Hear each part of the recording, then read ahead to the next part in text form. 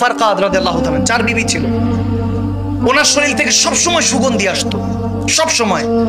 তো ওনার স্ত্রীরা চিন্তা করতেন উনি কোন আতরটা জানি ব্যবহার করে। আরবের মধ্যে এখনো খুশবুর প্রসিদ্ধতা আছে। হযরত ফারকাদ রাদিয়াল্লাহু তাআলা তিনি সুগন্ধি মনে করতেন যে ইউজ করতেন। ওনার 4 জন স্ত্রী ছিলেন, 3-4 জন জিজ্ঞেস করতেন যে বোনের মতো ছিল। এখন তো একজনের বেশি দ্বিতীয় জন করতে গেলে দ্বিতীয় জনই দৌড়ানি দিবে। এগুলো হলো আমাদের মধ্যে, আল্লাহ মাফ করুক সুম্মা মাআযাল। আমি কোনো ধর্মকে ছোট করছি না, এটা হিন্দু আনা চলে আসছে আমাদের ভিতরে। মুসলমান ধর্মে এরকম নেই। আপনি যাদের দায়িত্ব নেওয়ার দরকার তাদের দায়িত্ব না নিলে এলাকার মধ্যে, দেশের মধ্যে অনেক বিধবা পড়ে আছে, অনেক ডিভোর্সই পড়ে আছে। 2-4-5 বছর না যেতে ডিভোর্স হয়ে যায়। কেন? কারণ আল্লাহ রাসূলের মহব্বতে রিশতা চালায় না, চালায় হলো পকেটের দিকে তাকিয়ে।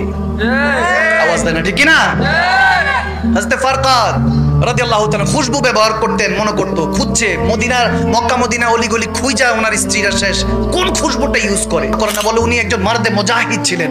বলে আপনি একজন যোদ্ধা, ফাইটাররা তো, যোদ্ধারা তো এইসব লাগায় না। আপনার জেসেম থেকে একদিন জিজ্ঞেস করেই বসলেন 4 জন বুদ্ধি পরামর্শ করে, যে স্বামীর কাছে জিজ্ঞেস করছেন যে হুজুর আপনি কি লাগান, কোন পারফিউমটা ইউজ করেন, কোন সুগন্ধি ইউজ করেন, আতর কোনটা ইউজ করেন যে এত খুশবু আসে। তিনি বলতেছেন আমি কোনো খুশবু ইউজ করি না।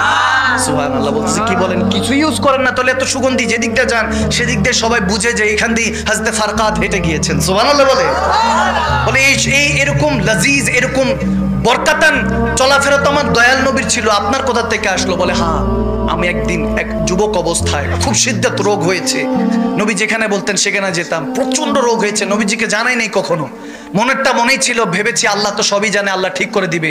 আমার শরীরের মধ্যে কিছু বিচি পাঁচড়া ওঠা শুরু করলো, যেগুলো কারণে আমি বসতে পারতাম না, উঠতে পারতাম না, শুইতে পারতাম না। যত তাবিব ডাক্তার